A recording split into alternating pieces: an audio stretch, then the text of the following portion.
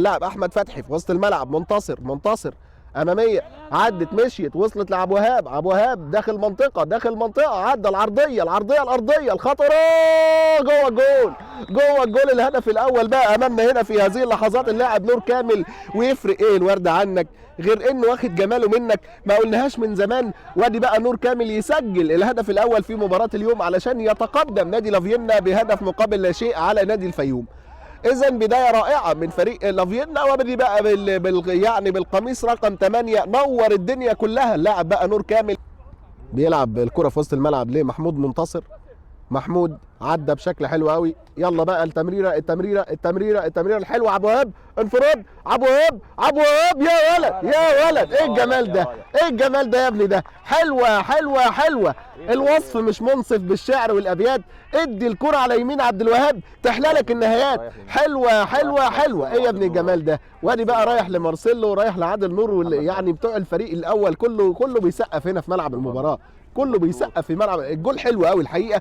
اللاعب عبد الوهاب خد الكرة كده وبالقدم اليمنى في اقصى الزاويه اليمنى الارضيه لحارس المرمى امير. اديدا مولا بينيه حلوه، ودى ابو وهاب انفراد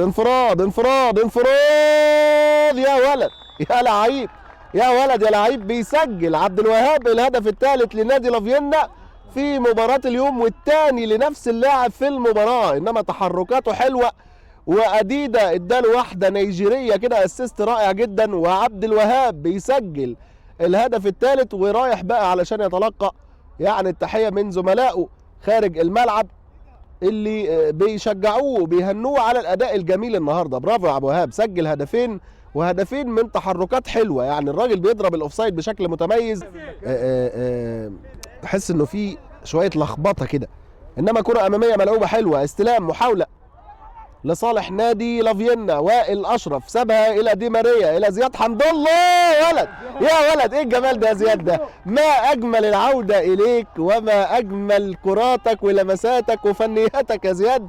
يا دي ماريا سجل هذا. شوف بقى زملائه، شوف حاله الحب اللي موجوده بين اللعيبه وبين الزملاء وزياد دي ماريا. زياد حمد الله يسجل هدف حلو قوي. طب الهدف ده بيفكركم بايه؟ الناس بقى يعني اللي عندها قوة ملاحظة وذاكرة، الهدف ده بيفكركم بإيه؟ أنا هجاوب لحضراتكم وهقول لكم، إنما بنسألكم يعني. هو هدف سجله، الحكم عارف والله، هدف سجله لاعب لمنتخب مصر في كأس الأمم الأفريقية أهو.